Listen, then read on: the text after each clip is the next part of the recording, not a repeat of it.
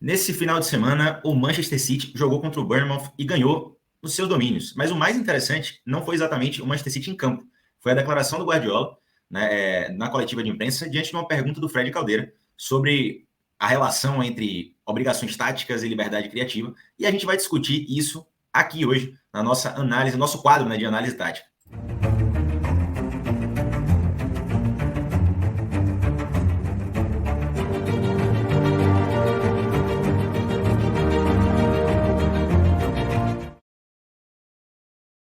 Bom, eu me chamo Mauro, estou aqui com o Peu, e aí eu já pergunto, Peu, o que é que o nosso inscrito, ou não inscrito que está assistindo esse vídeo, precisa fazer, né, para chegar próximo ali do entendimento do Guardiola, né, para poder saber tudo, ficar sabendo de tudo sobre tática e mais um pouco, e debater com alta qualidade, rapaz.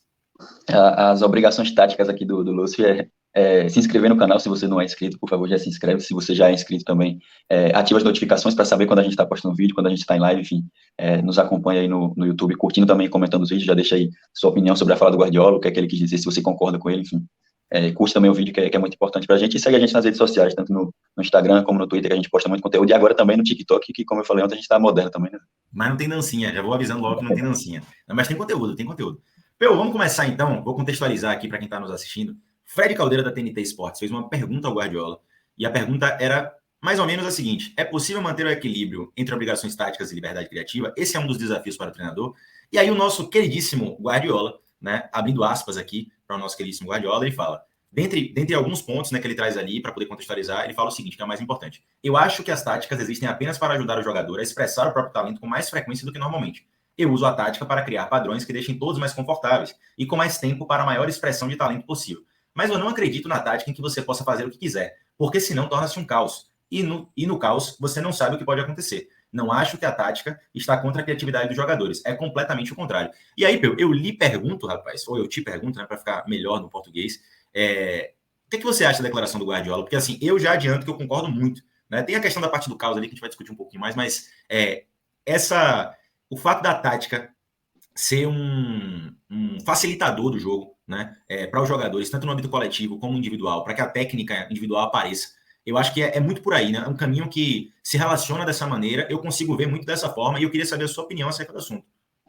Eu acho que o primeiro ponto, e que eu creio que vai na linha do que o Guardiola quis dizer, pelo menos nessa questão da relação da tática com a criatividade e com o talento, é que não existe um futebol da tática, não existe um futebol da técnica, não existe um futebol do físico, um futebol do mental. Existe um futebol que está com todas essas coisas sendo relacionadas ao mesmo tempo, dentro de um contexto de 90 minutos de futebol. Então, é muito difícil não relacionar essas coisas, elas estão sempre uma caminhando junto com a outra, e aí eu vou muito na ideia do que ele quis passar também, que a tática, ela existe, e não é de hoje, e não é só no futebol, em todos os esportes coletivos, e não só nos esportes, a tática como questão militar também vai nesse sentido de fazer com que o seu material humano, no caso do futebol, os jogadores, estejam confortáveis, como o Guardiola falou, e consigam fazer aquilo que eles sabem de melhor dentro do seu melhor contexto. Então, acho que não existe uma separação do que é a tática para o que é o talento dos jogadores. Inclusive, o talento dos jogadores, ele está expresso dentro da tática também. A tática precisa levar em consideração tudo isso. Então, eu vou muito na linha do Guardiola também. Eu acho que não existe uma oposição entre tática e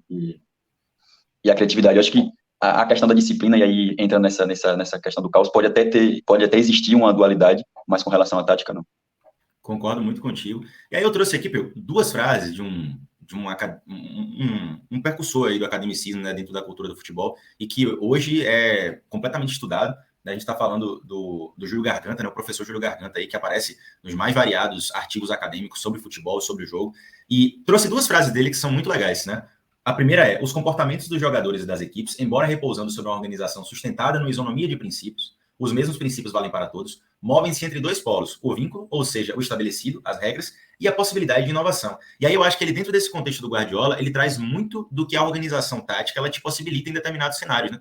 Não é que, como você bem falou, não existe uma oposição entre um e outro. Elas estão correlacionadas. Talvez existam jogadores que sejam individualmente brilhantes, mas que eles só conseguem exercer a individualidade deles por conta do planejamento tático que está ali presente, né, no coletivo. E isso a gente viu e vai ver aqui alguns exemplos de equipes, né, que tornam isso possível, né? E eu acho que vai na linha dessa segunda parte do que, aliás, vai até de encontro ao que o Guardiola falou nessa segunda frase que a gente mostrou sobre essa questão do caos. O caos, ele existe. você não tem como controlar tudo que está acontecendo no futebol, é impossível.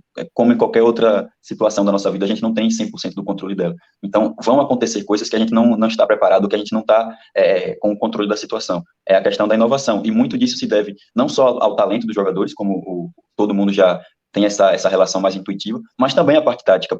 E aí, levando em consideração o que o Guardiola falou também, a tática, ela serve para criar caos também, não só para controlar o caos, como o Guardiola falou. E é por isso que ela se relaciona tanto com o talento também, porque quando você faz uma jogada, você não quer que o adversário saiba o que, é que você vai fazer. Ou mesmo que que o adversário saiba, você faz de uma forma com que engane ele. Então, eu acho que essa questão da inovação, essa questão da possibilidade, é algo que é inerente ao jogo de futebol, e está tanto relacionada com a parte do talento, que já é uma relação mais intuitiva, como com a parte tática também. Com certeza. E aí a gente vai para a segunda frase, né? A segunda frase que para mim é muito importante, né? É necessário talento para gerir o talento. E essa frase dele não foi uma frase escrita, ele fala isso numa palestra, uma das palestras, das muitas palestras, né, que o Júlio Garganta fez. E é muito interessante essa frase, porque para que você possa privilegiar a criatividade dentro do cenário do jogo, você precisa também ter talento para isso, né? Essa administração, essa gerência, que muitos colocam em determinados momentos como uma gestão de vestiário tão somente, também tem que ser uma gestão de talentos, né, cara? E para fazer isso, você tem que ser talentoso, né? A criatividade tem que existir em você de alguma maneira. Por mais que a ordem tática ela seja uma situação em que se preze, também se está prezando a criatividade no momento que você preza a tática, para que ela se perfectibilize, né? É isso, e eu acho que essa questão é muito importante também, foi uma frase é uma frase que eu gosto muito, justamente no intuito de entender que você conseguir entender um atleta, e não só o atleta per si, mas o atleta dentro de um coletivo, e conseguir fazer com que ele se potencialize, é algo que necessita de um talento também muito fora da curva, e a gente tem muitos casos de treinadores que conseguem fazer que conseguem encaixar muitos jogadores que por vezes são taxados como que não conseguem se relacionar bem em campo, ou que não podem se relacionar para que o equilíbrio do time não seja quebrado. E muitas vezes, quando isso acontece, dizem que ele foi simplista, ele só fez colocar os caras em campo. Então, acho que falta também um entendimento do que é você gerir esse talento e da necessidade que você precisa ter o talento para gerir ele também. Você precisa entender os jogadores, não só como jogadores, mas como pessoas também, e não só individualmente, mas dentro daquele contexto coletivo. Com certeza, concordo muito. E como exemplo disso, hoje aqui no Brasil, nós temos o Flamengo, né? Jogando aí com Everton Ribeiro, Pedro, o Gabigol, Arrascaeta, né? Tá todo mundo junto ali dentro desse sistema e funcionando bem. Talvez o futebol mais vistoso hoje, no momento que estamos gravando esse vídeo, seja do Flamengo, né? O futebol que encanta o Brasil, seja aí o Flamengo. Pedro e Gabigol, inclusive, disseram que não poderia, né? Não poderiam jogar juntos, né? E jogando um futebol bonito e cheio de tática, né? E cheio de tática, que é mais importante, para que não se reduza o que a gente está falando aqui, simplesmente a Dorival colocou as peças nos seus devidos lugares. Se fosse assim, qualquer um poderia ser técnico de futebol, né? O futebol seria muito fácil, digamos. Não precisaria de tanto aprimoramento. Peu, vamos ver então aqui alguns times, rapaz, que tinham peças muito boas, a gente está falando de peças muito boas, e que foram potencializados diante da conduta dos seus treinadores, né? A gente tem aí o Manchester de 2007-2008, que chegou a ser campeão da Champions, com um ataque formado por Rooney, Cristiano Ronaldo, Giggs e Tevez, né? E o Tevez jogando até um pouco mais recuado, o Rooney como uma espécie ali de falso 9, e, tinha muito talento, né? O Alex Ferguson conseguiu juntar esses jogadores de maneira que ficou fácil de se jogar futebol, entre aspas, né? Ele conseguiu encaixá-lo de uma maneira muito positiva, muito profícua. E também, né, logicamente, para quem lembra, o Rooney não era esse jogador que flutuava tanto, né? Muitas vezes colocado ali à frente e tal. E o outro exemplo é a Roma do Spalletti, né? A Roma do Spalletti que tinha simplesmente ninguém mais, ninguém menos do que Francesco Totti como um falso 9. E que se movimentava muito também. E essa linha de 4, né, que era um 4-1-4-1, mas essa linha de 4 que ficava atrás do Totti, ela também se movimentava bastante, tinha muita fluidez, né? E foi um time lembrado por conta disso. E para finalizar, temos aqui a Espanha da Eurocopa, né, em que Cesc Fábregas, né, foi colocado ali como um falso 9 também. Isso já era um ponto tratado, né, na Copa do Mundo, porque a Espanha marcou poucos gols naquela Copa do Mundo, então se falava muito dessa figura do 9 e tudo mais, e a Espanha foi campeã, né, naquela Copa, é importante que se lembre isso. E foi potencializada aí essa Espanha tendo Fábregas como um falso 9. E aí a gente vê que são jogadores de funções diferentes, né, é lógico, com talentos diferentes, mas talentosos, e que potencializaram também o coletivo, tiveram liberdade para atuar juntos, né, ou em posições distintas da sua origem, mas que o fizeram muito bem, né, sob ordenamento tático. Veja só que surpresa. E que transformaram suas carreiras. Eu acho que um caso emblemático ali no United, por exemplo, foi uma das primeiras, se não a primeira temporada mais goleadora do Cristiano. Já era um Cristiano um pouco mais letal do que o Cristiano do início da sua carreira, mais um ponta mais driblador, um cara de fazer mais aquela fumaça ali pelo lado. Então já era um jogador que estava chegando em zonas mais próximas do gol. A questão do Totti também, essa liberdade que você citou, de poder transitar entre os setores e ser esse cara tão criativo que ele é. O Totti é um jogador que eu gosto bastante. O Fábricas também, que inclusive, depois disso aí, foi muito utilizado pelo Guardiola também como falso 9 naquela equipe ali, muitas vezes alternando com o Messi sendo falso 9, o Fábricas também conseguiu fazer isso no Barcelona. Então, são situações que transformam, inclusive, a carreira dos jogadores. Como você falou, o Fábricas não era um jogador de ser o mais avançado da equipe, pelo contrário, muitas vezes ele era esse jogador que iniciava a organização do ataque dos seus times e conseguiu ir bem também nessas situações. Foi potencializado porque tem características interessantes e conseguiu não só ele se desenvolver, mas conseguiu se relacionar bem com seus companheiros também. Maravilha. E aí, eu trouxe um exemplo aqui, rapaz, que ele foge um pouco dessa questão da individualidade brilhante que é inserida no sistema tático, né, no plano tático.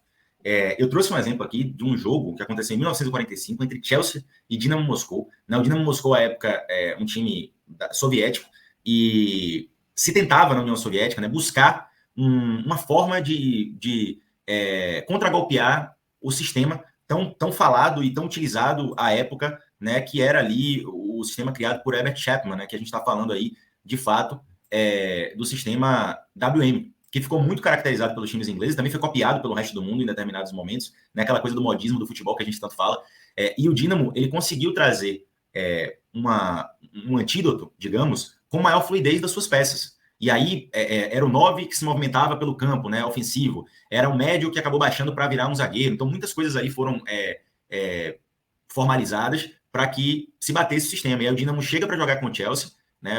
Ninguém tinha noção do que era o Dinamo, tinha jogadores ali que eram medianos, mas que dentro de um coletivo brilhavam muito, e também acontecia isso por conta da tática. E aí a gente tem aqui um pequeno trecho, e todas essas imagens que a gente tirou foi do livro Pirâmide Invertida, que é o seguinte: mas o aspecto mais admirável do jogo do Dinamo foi a energia, bem como a inteligência com que eles a utilizavam. Os russos se moviam por todo o tempo, reclamou o lateral esquerdo do Chelsea, Albert Tennant. Nós quase não conseguíamos acompanhá-los. David McJohn, capitão do Rangers, escreveu no Daily Record.